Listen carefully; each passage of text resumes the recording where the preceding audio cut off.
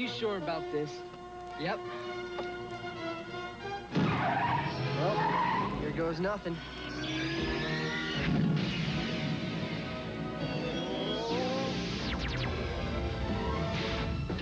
All right, we made it. So this is the future? The year 2015. We haven't eaten in 25 years. Pizza.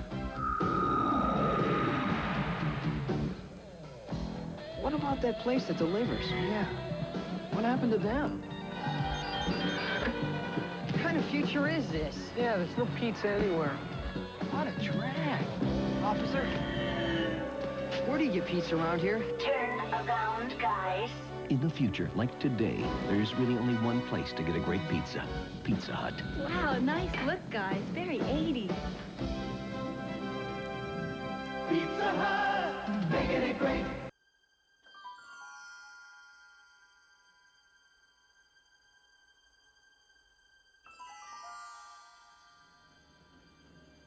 Are we back? We're back.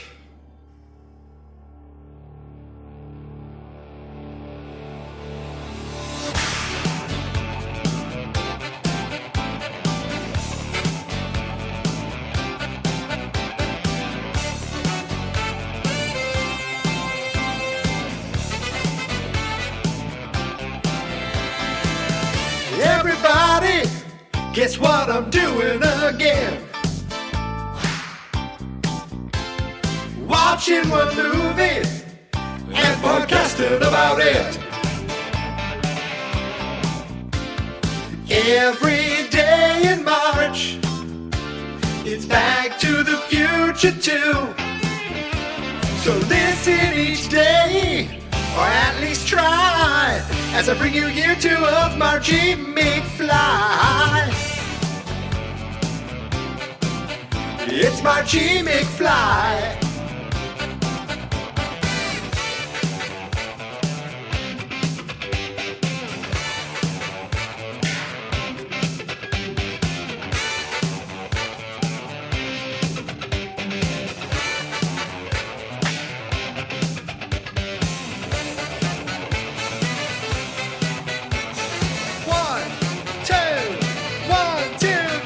It's Marchy McFly. It's Marchy McFly. Oh, Marchy McFly. It's Marchy McFly.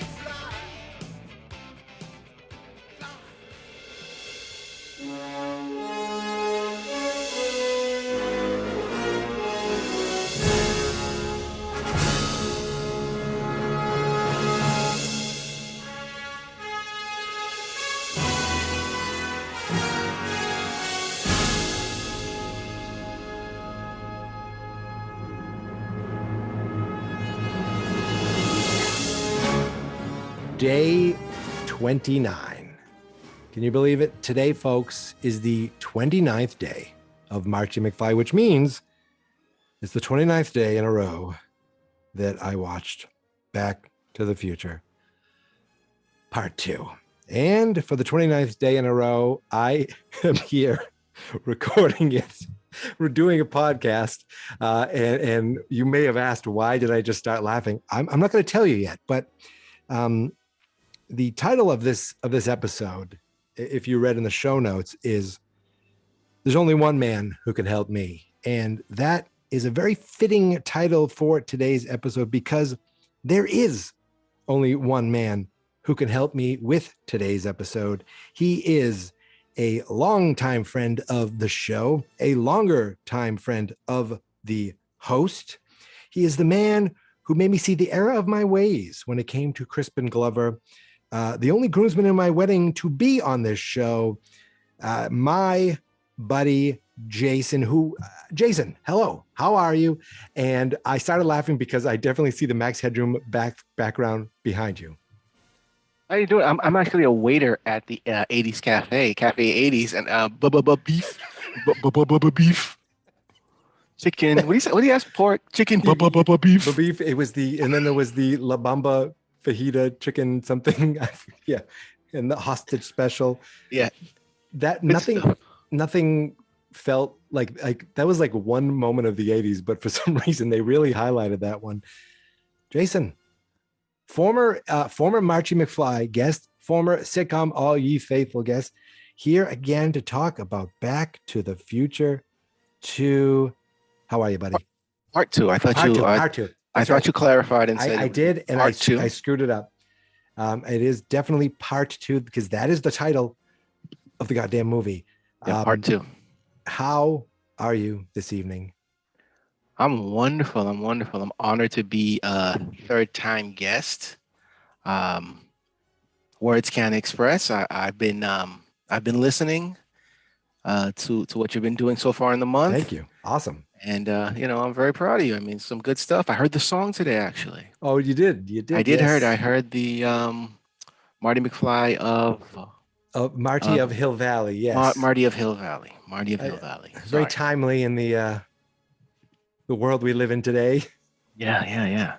I think they call it a slapper. Boom. Thank you. Yeah, it was a knee slapper. Slapper. It slaps. It slaps. as the kids say, it slaps. As the 5 fingers say to the face. So my first memory of Back to the Future 2 and you is in college. Us, I think it was a 3-night event. I don't know if we ever finished, but I know we watched the first one and I know we watched the second one 2 nights in a row. Do you remember the first time you ever saw Back to the Future Part 2? Oh, absolutely not. I don't remember it at all. I don't know if I saw it, paid to go see it, or I'm sure I did. No, actually, I can't be sure of anything at this point. I can't be sure of it. I would have one point in my life, I would have been like, I'm sure I went to the movie theater, but been proven wrong so many times on my memories that I just don't know. But it was not a recent. I didn't see it while I was an adult or anything like that. Right. It wasn't that time in college wasn't the first time you saw it. Absolutely no. When was the last time you saw it? Today. Me too. Today. Perfect. Today. I watched it today.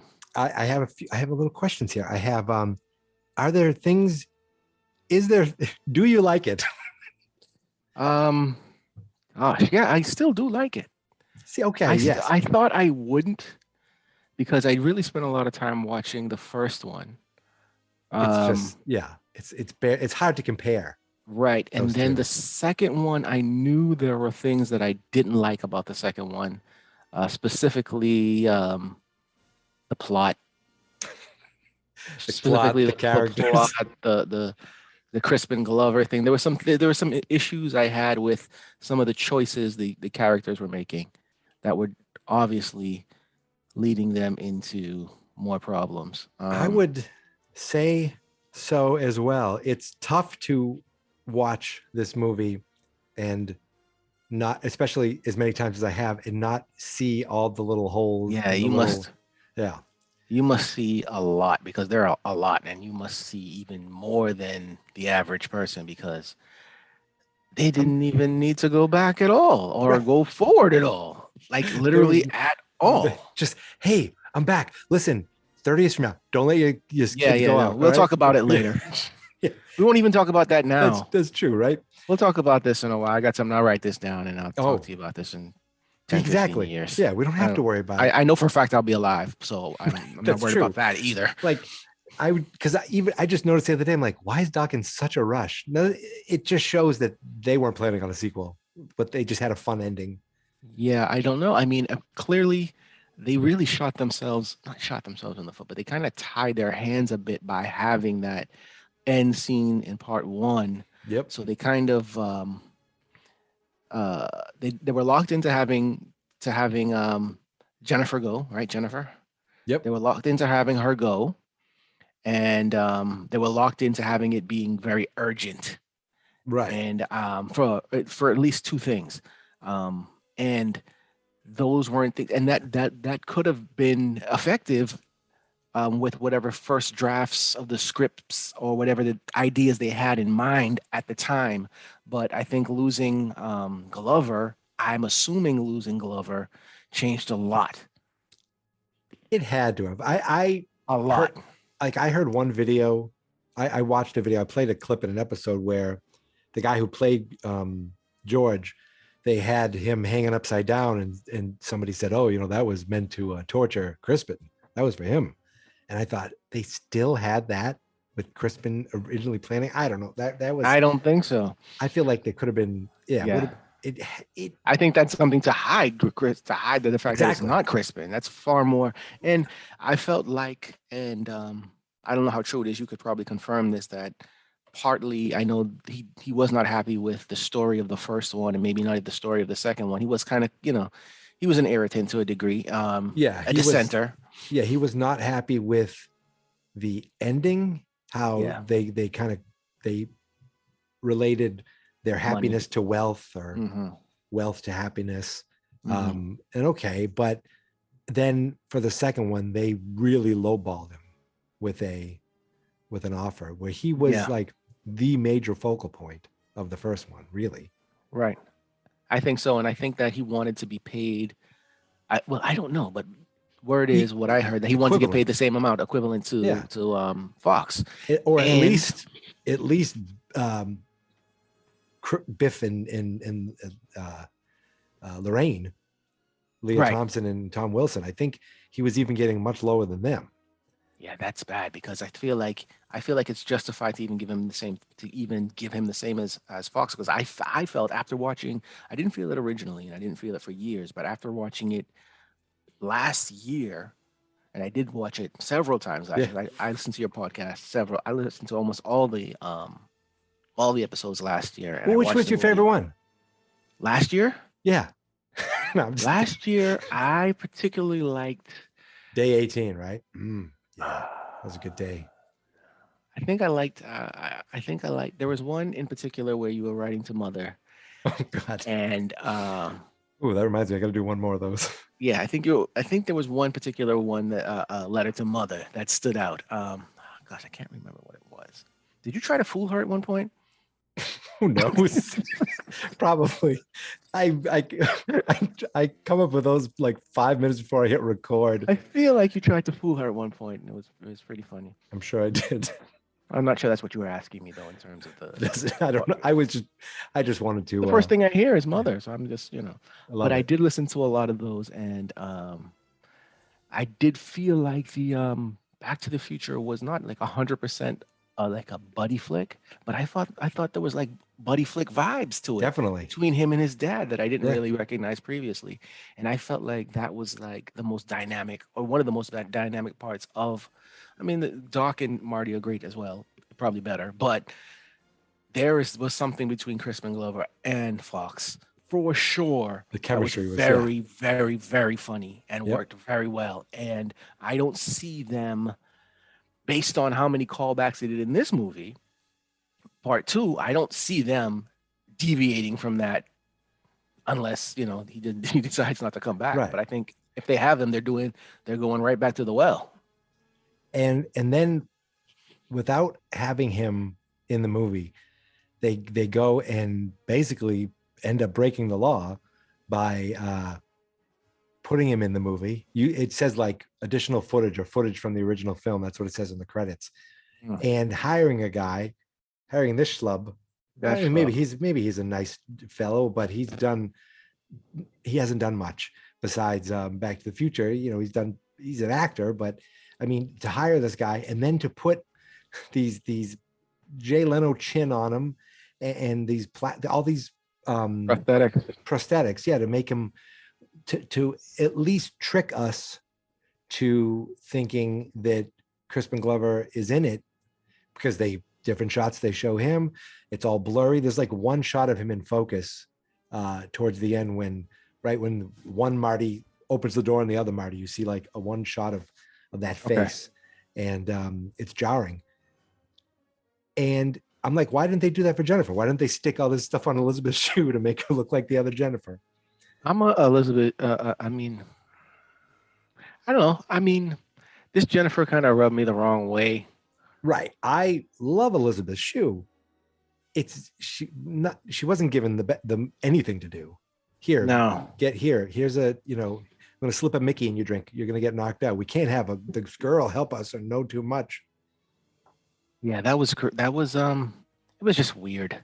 It was It was just there. really weird. They brought her along. They knocked her out immediately. They left her in an alley. Leave It her in was the car. It's like, just leave her in the car.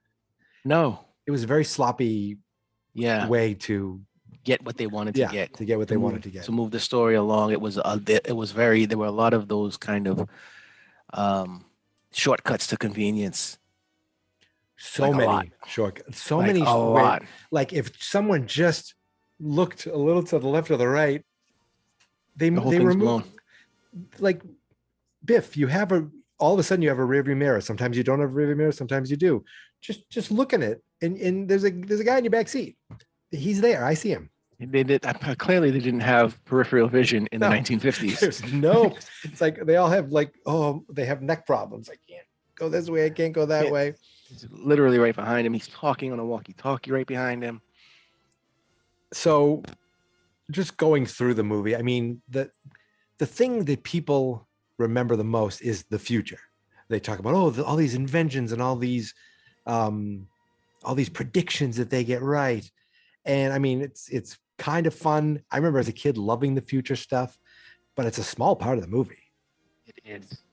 I didn't think they did some things. I mean, the future needs some work.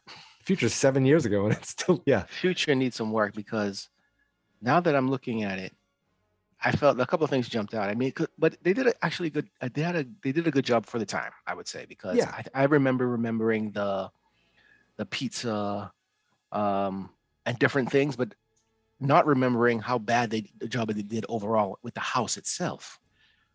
Yeah, there's not. But just like a 1980s house. Right. It's just the house doesn't look any. Now, maybe that's because Hilldale is not a great place to live. I don't know. It seemed like a pretty regular house, but with futuristic stuff in it, which is more realistic, but not like anything else they did in the rest of, the future. Right. Right. So, I mean, that's, I think the first half hour of the movie is the future. About. Yes, it is. It is. The whole situation with Biff was odd. I mean, there's a couple things. I had a question. Sure. And I want to know what you think about it. I mean, is Biff at the very end, when he was chasing Marty to the tunnel, he ended up seeing the DeLorean. Yeah. So he sees the DeLorean. He sees the DeLorean. Now, could that not be impactful to him, and kind of, since he's a central figure in their lives, could that change? Right, because he sees the DeLorean. Fast forward to 30 years, he sees the DeLorean again because it goes back. Unless I always think, well, there's a new timeline, but they definitely could have. No, I guess we don't know what happens in that timeline. I think that's the end of that timeline. We don't know what happens at that point, but what could happen? I don't know. Nothing. He could just say, he just ignore it completely, or he could dig deeper. Or his peripheral vision, he wasn't able to look up. He didn't look up enough. Did he say something though? He just said shit when he saw the manure truck, but I don't think he saw but he did see the rope. He did see the rope come down, and Marty he didn't see it. He was too. I mean, I don't know how he didn't catch up to Marty and just run him down. No, he took forever. It took He took forever to get there, but that's not one of the biggest, issues with the movie, because the movie has other things. But there's one thing. There's one thing in that scene that I made a note of that I think would have made the movie better. If I was going to save this for tomorrow, but it's a Marchy McFly exclusive for you. At the end, when he's getting when he's getting chased by Biff with the car, I wish the car caught up to him. Yeah. And started pushing him. And just like in the first one, he runs through the car and then hops down, and then either hops up or hops down. I don't know. And gets back on the hoverboard. Could have done the same thing. Yeah. I could have done the same thing, but I don't know how it would work with him. But he doesn't have to be on the rope with Doc. I don't know how it could have worked. It could have just been that. And then he smashes into the manure truck. I just thought that would have been a nice little callback. But I think the first draft of the screenplay was also the final draft of the screenplay. Yeah, it had to have been. Like they just said, let's do this. It's done. Or I would have loved to see the first draft. I mean, I doubt actually. I mean, I would have liked to see how ridiculous it was. Yeah, there is. How they refine? That's the refined version. We did it. Let's lock it in. Well, wait a minute. That old Biff gets out of the car and he's all tired and sick. And it doesn't matter. Don't worry about it. We'll have Kirk Cameron explain it. Don't worry about it. So, in theory, what should have happened then? Should he have been even able to come back to that night, that future, that 2015? So at that point, he's in 55. He goes back to 1885, and then he comes back to 1985. When he comes back to that 1985 at the end of the third movie, I would think that it is pretty much the same as the 85 he left, except that Biff hit the manure truck twice. I think no, I'm talking about when he came back. Didn't he come back from giving himself the book? He came back in 2015. Biff. Exactly. He shouldn't have been able to come back. He shouldn't have been able to come back. It's the biggest hole in the movie. Is it the biggest hole? I think, because remember Doc says when he's talking the chalkboard, he goes, if we go back at this point in time, we're going back to that future. Well, wouldn't Biff go back to that future too? Yeah. Because he's the only one who didn't know. And then I thought, oh, maybe he got back, but he didn't belong there, so he disappeared. It was just he couldn't have known to get back. Shouldn't have done that. They just needed the DeLorean back, so that's what they did. I liked how he dropped the bag and the cane. He dropped the bag, the receipt, the cane. He dropped a to-do list of things that he wanted to do. Talk to old self. He dropped a monogram kerchief that said Biff Tannen on it. I mean, it was like, and then remember at the beginning, he comes out as like, so Doc Brown invented a time machine. It's like, I'd be a little more shocked than that. You know, it's like, who are you talking to, Biff?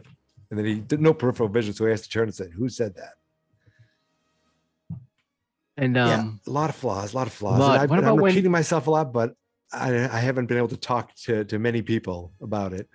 And I think I still like it though. I mean, I actually listened to a lot of this month, so I heard a lot of the things, and they're pointing out a lot of the things in terms of flaws. But I kind of thought that I was going to be like, oh, this movie, I don't know, right? But no, I still like it. Yeah, I still like it. I don't like it any less, to be honest with you. I just notice the flaws more, but I don't care either. You know what I think? I think I'm drawn. There are a couple of scenes that for some reason I don't like, and it's almost like on a subconscious level. And it's like when I see, like if I turn to TBS or one of these stations and they're showing the movie, I'll watch it. But if they show it around the casino with the guys in the casino, I'm just like, I'm out of here. And it's funny, I don't know what that is. They're only there like in the 85 for like 20 minutes or so, 25 minutes maybe. It's not that long, but as much as I don't know if it feels depressing or what. It is kind of depressing. What it feels like when she's there and Lorraine's like like she's like a drunk, but also she gets like abused. And it just seems a little. It is sad. And I've never really thought about why that is, but I just kind of, if I happen to turn it and that's in the area that of the movie it is, I probably won't continue. I'll probably just keep switching channels. Yeah, especially because we know they had a happy ending at the beginning, at the end of the first one, and then it all went to shit. Yeah. But even with that depressing, theme, I still loved Biff. I love Biff through this whole movie. Thomas Wilson. Like I've said it multiple times that this is where the first movie made me appreciate Crispin Glover more. This one makes me appreciate Tom Wilson more. I mean, he's playing. I think he played 5 different Biffs because he plays the nervous Biff at the beginning of the first one. Then he plays old Biff, Griff, sort of. Then young Biff again. Yeah. And then the crazy, the rich 80s Biff. Right. And then we see one shot of Buford Mad Dog Tannen, even though he looks completely different in the movie. Yeah, in the movie they changed him a little bit. Yeah. But we see. But yeah, he did a great job. And he's like different in every single one. And he gets to talk to himself. And Marty, I love Michael J. Fox, but I remember the commercial as a kid, seeing the daughter like, Mom, is that you? And thinking, oh, he's playing all these different characters. And he, like the sister, just stick him in a dress. Other than that, it's a waste. Yeah, there's nothing there. I guess it was supposed to be funny at the time. I guess it's funny. Yeah, I guess, yeah. But I guess it's funny. But But all she gets to hear about is the car accident and the chicken. The worst, the worst part of this movie, the chicken. yeah, stuff. they really worked hard on the chicken. They worked pretty hard on the crack shot, him being a crack shot. All of a sudden, he's a marksman. He's a crack shot. This chick, they went really heavy with the chicken thing. Yeah, Like super heavy. Super. and I know it comes up heavy. in the third one. I haven't seen the third one in, I want to say, decades almost. It's been I have them on DVD. I don't know if I ever watched the third one all the way. Maybe I put it on and fell asleep. I think I've all the watched way it through. a It's couple been times long this time. year.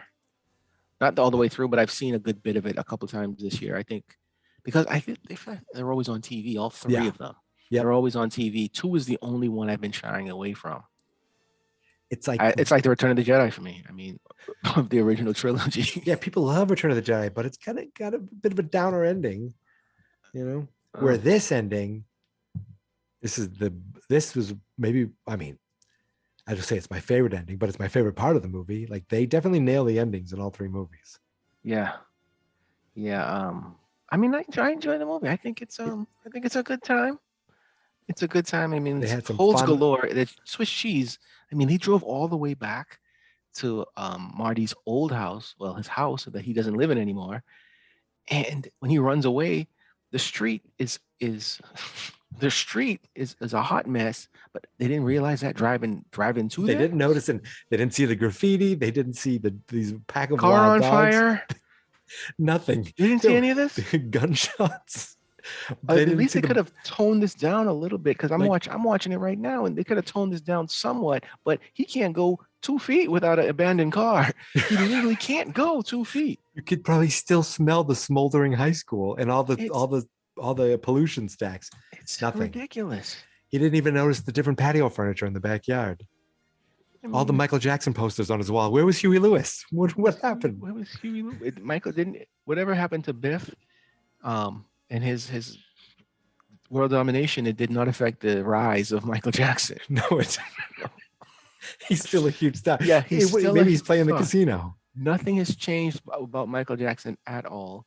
He doesn't. Those are the same posters. I had a good few of those posters. Those exact posters. You figure the photographer would have been different or something. Nothing changed. They It has leaned. not changed at all. nothing. Not an nothing changed angle. about that process. It didn't They, affect that at all. And I mean, they leaned into Michael Jackson heavy too. That's the song playing in the Cafe 80s. Beat It. Yeah, they did. They There's did. a- And then there's Michael Jackson in part 3 as well. Is there? Oh yeah, when he's dancing, he starts Oh doing yes, the yes, moonwalk. yes. He's doing the move. And with then he his- jumps up on his toes and hits him with the. I picture that's right. I picture Bob Gale and Robert Zemeckis like, what is 80s? Like kids like Michael Jackson, right? So moonwalk, Michael Jackson posters, beat it. There we go. It's like they completely forgot. They knew the 50s. They didn't quite know the 80s, the time They they know were the living in. 80s. But yeah, I think that there were some holes. And I thought how long was the time between the first one and the second one? So Because they filmed them didn't feel back to like- back. The first one and the second one? Oh Not no, the first second one or and the second third? one. I'm sorry. Mhm. 4 years. Yes, because to me, I felt like Marty McFly looked like potentially a high school student. Right. And he no longer struck me as such. He struck me as too old for high school. A little bit. He was already too old for high school then, but now Yes, he's definitely he too old for looked high school. way too old for high school. And I think maybe now I don't know if this makes any sense at all. You can be the judge of that. But I felt like maybe they were trying to accommodate the even younger version, his son.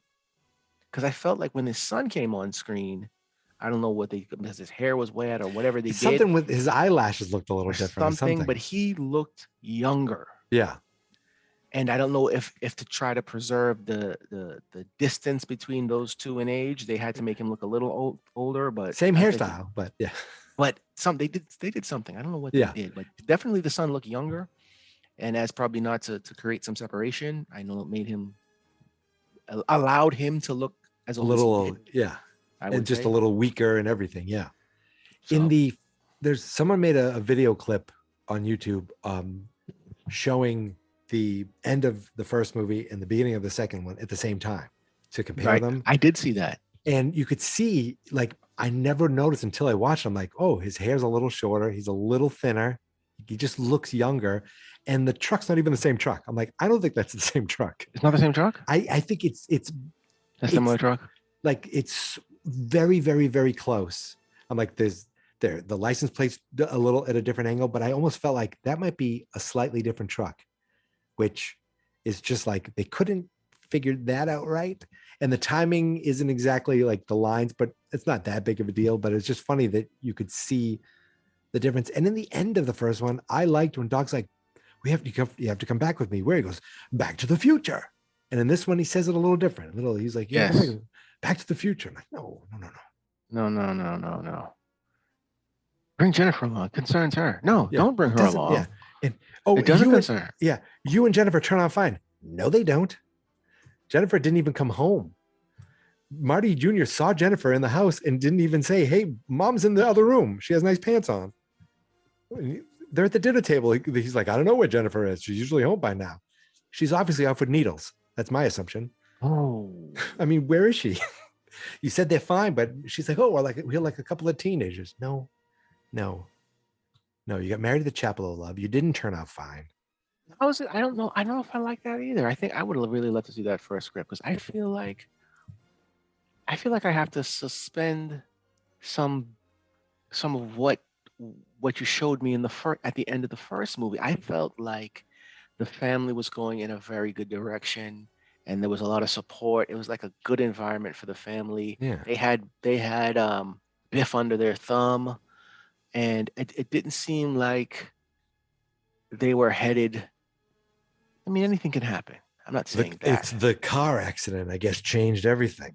Oh, for the car accident that we almost see at the end of a future movie, a movie that I won't be watching. If that's what they want to do. I mean, but I don't know if they had to do that, to tell you the truth. I don't know if they had. I don't know if they could have developed another story where it was more plausible that they would follow along the track that they set up for us at the end of one, where it seemed like they were going to have a pretty successful life. They were going on an upward trend. This guy's his father selling books and things are happening. I mean, I would have seen them probably being wealthy. They could still have a problem or have problems with success and wealth, but to have them kind of, just like middling, kinda, exactly, not just floating through life. Yeah, middling and still kind of unhappy. And I don't know if that's where you set us up to go. It's like they wrote this with setting things up so they can make things better in the third one. Right.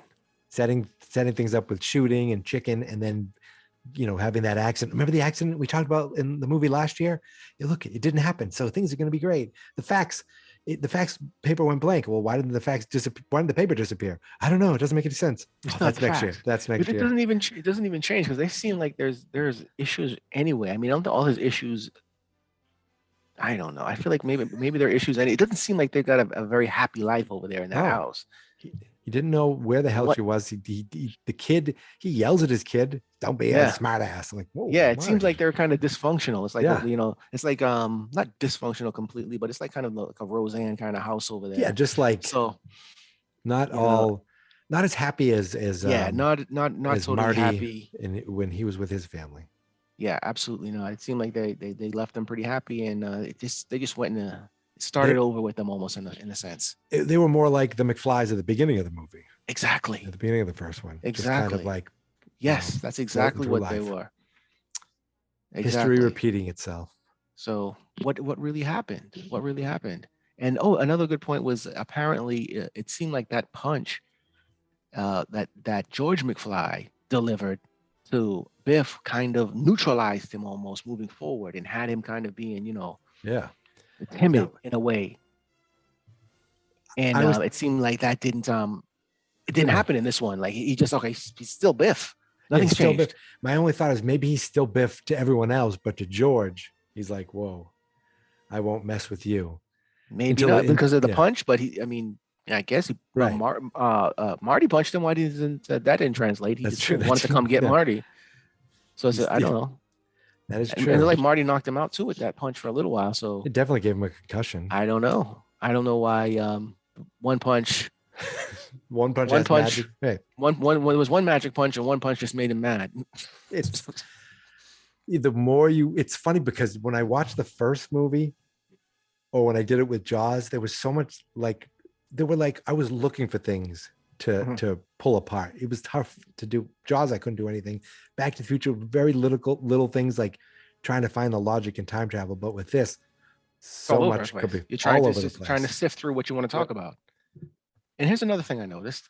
I love it. And I don't know if this is a very small thing, and I think this might be due to the fact that a lot of these movies, a lot of media is influenced by what's happening, simultaneously almost. But I felt like just a tiny bit, part two got, I don't want to use the word, but I don't have another word because it's not this, but a little raunchier, slightly, but not raunchy, but it went with the boob job. I think they had the boob job. I think they used a little more profanity than they used in the first one. I think the first one only said like 2 or 3 things. This one had more than 2 or 3 things. I think when he went one of the commercials, right? One of the commercials. So I think there was more. One of the commercials said like the tit or something. Yes, exactly. Tit, yeah. So I felt like this one, and I don't know if whatever was happening with movies at the time was leaning that way and trending positively that way, so that they inserted more of that. But I feel like they inserted some of it more in this movie and then went back to the original formula for the third movie. Yeah, the third one, I saw some article where it said how the third one and the first one feel more like the same similar movies because they're in one space trying to get out of that space, where this one is just all over the place and more zany. I feel like almost zany, for lack of a better word, trying to be like as bonkers as possible. Really, and including throwing in, which is weird. I felt it's weird because I don't know why, why they decided to move, especially in a sequel. A sequel usually keeps the same tone or gets more family friendly. Yeah, it softens it a little more. You think, it gets softer. To bring more people in. Right. I think sequels usually get a little bit softer, and I mean, people are often disturbed by that because they're used to the original being one way. The original Terminator is rated R, and then the subsequent ones are not until like the last one. Yeah. So I think people, for this to go, it didn't really go. I don't want to make it seem like it went, excessively in that direction, but I just noticed it was a little bit. Some cheap little jokes. I think it was a little bit more than the first one. It was kind of interesting, and some darker stuff too, with all these murders. Yeah, for sure. He's got girls in the hot tub. They're topless. This guy, I'm like, whoa, this guy. He's cheating on her. He's abusing her. He murdered her husband, and he was going to murder her son. Yeah, the only thing missing is when he went like his desk area by the safe. The only thing that was missing there was a pile of cocaine. If he had the pile of cocaine, it would have been like, all right, now he got it together. He did everything I was expecting. It has to be cool. We might watch it tomorrow. See if there was some. Yeah, I'm gonna look for some grapes. Yeah. When you watch that tomorrow, check the desk out a little close. See if there's some cocaine on the desk, because I feel like that's a cocaine desk. If there isn't, I'm photoshopping some on there. No, I feel like that's a desk. If you don't get that desk if you don't do cocaine, I feel that's not the desk. You don't pick that desk out. You don't need that much room. No, and I think it's got like, I don't know. It's the way that it's designed and it's ornate. And it is the 80s. He's got the leopard skin. He's got leopard skin on this thing. That's coke. There's got to be cocaine on that place. That is it's the cocainiest desk you've ever seen. His whole if you're looking from the hot tub in the the floor hot tub carpet, the purple carpet this guy, you're trying to tell me there's no cocaine in there. It's I won't believe it. It's hard to fathom actually when you think about it. In 1985 was like in 1985. Right. I mean, this guy's got all this money. He owns the police. He's got no cocaine. Give me a break. Give me a break. I love it because that is something I never once thought of in 29 days. I'm telling you. Bam. That is awesome. There it is. I delivered something at the very least. Hell, you should. One original thought. I love it. Are there any other thoughts that you wanted to touch upon or we didn't mention We talked about Michael Jackson in the 80s. We did. Talked about 1955. Biff's grandmother. That voice. I think that was him. That was Tom Wilson doing the voice. I thought that was dumb. The more I hear it, oh, it's your grandmother or whatever. Yeah, you gotta come rub my feet or what. Oh, that I did notice. Well, I did notice just on the second rewatch when they drove in at night. Boy, they got a hell of a statue in the front. Oh, in front of the house? Oh yeah. Did you notice that? I thought it was was it a fountain? Maybe I have to go back and check. No, it's the night. I'll watch. Oh, at night. Watch it at night when they go back in there. There's a hell of a statue in there. Statue. Oh yeah. Biff's. Let me know.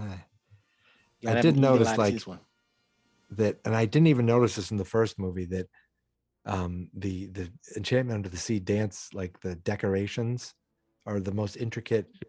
I noticed that years ago. Like, I'm like, this is not a school dance. This is too elaborate. This is very expensive. Like a giant statue of Poseidon or something on the. Oh my goodness. No, I'm looking at this scene now. It's completely a Scarface. This is 100% Scarface right here. He's got the TVs behind him with the security TVs. Oh, even if when he opened the safe, if you saw bricks of cocaine. Okay, this is funny.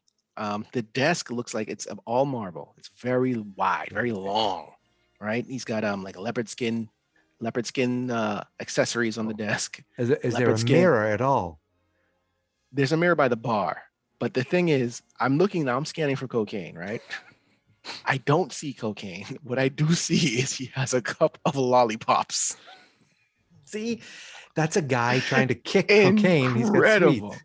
Incredible. They went the complete other direction. He is a straight edge, right? I don't think we see him drink. He murders. No, he's got a fully stacked bar. I took a look at it. He's like, I saw what's in there too. I saw he has some J&B. He's got the full work. So this guy clearly. If this was today, you could say, okay, maybe those are some CBD lollipops or whatever the hell that stuff is. But no, they're just like run of the mill, go to the bank lollipops. Yeah, they look like they're actually chocolate. Actually, they look like they're like white chocolate. Got a bit of a swift. They look like white chocolate. He's got an organizer in the front, which is hilarious. Which is I think one of them is paper clips. And he's got a big stack of rubber bands. I don't know what kind of work this man does. I don't know why he needs this many rubber bands. Toxic waste. And wait a minute. I just saw something. This is it. I'm going to go back 15 seconds. It's a tray of 3 things. A tray. Oh, I got to go back again. This is crazy. I'm so excited. It's going to be a highlight episode. It's a MARCHY McFly exclusive. It's an exclusive. Breaking news. 3. It's 3 compartments. And it's like an office supply kind of tray. But it's leopard skin. First one is a big stack of rubber bands, which I thought that was hilarious. Next to it looks like paper clips. I can't see what's in the third one until they get closer. I think he puts the book back in the safe, and he turns around to put the Marty looks down and sees and grabs one of the matchbooks, and you can see to the very left of him in the third compartment is a compartment of razor blades. For what? To kill? It's rubber bands, paper clips, and razor blades. I don't think you can buy those together at Staples like as a collection. What the hell? That is for the cocaine.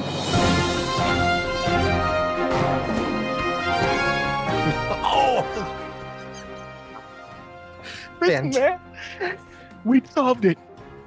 This has never been spoken about. Breaking news. Biff, in the alternate 1985, is a cokehead.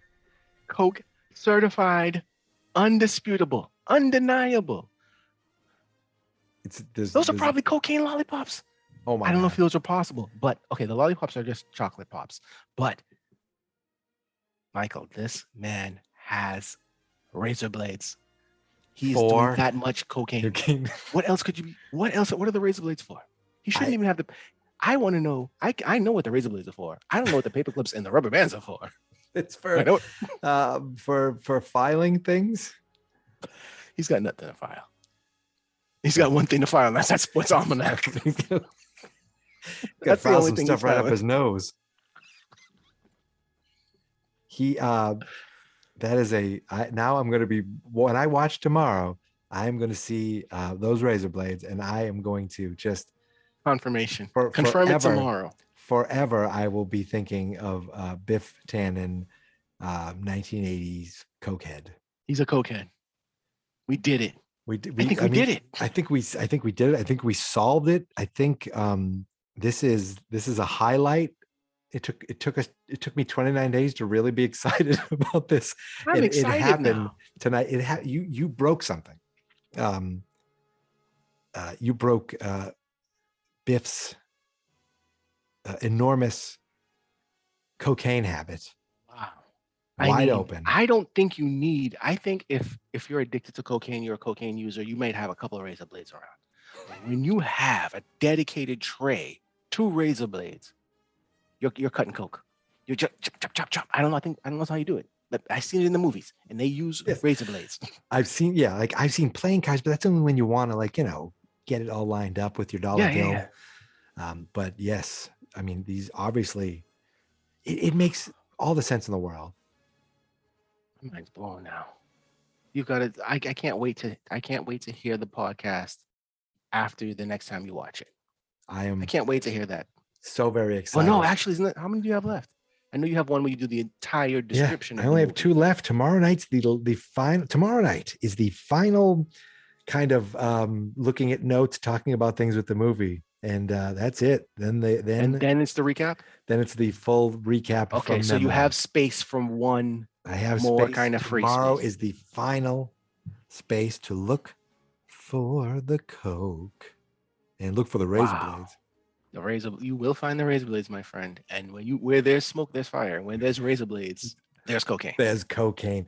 Boom. I don't think there's a better way to put a cap on this episode. There isn't. Than that. I'll tell you that now. There isn't. I think we did it. I know we did it. I know.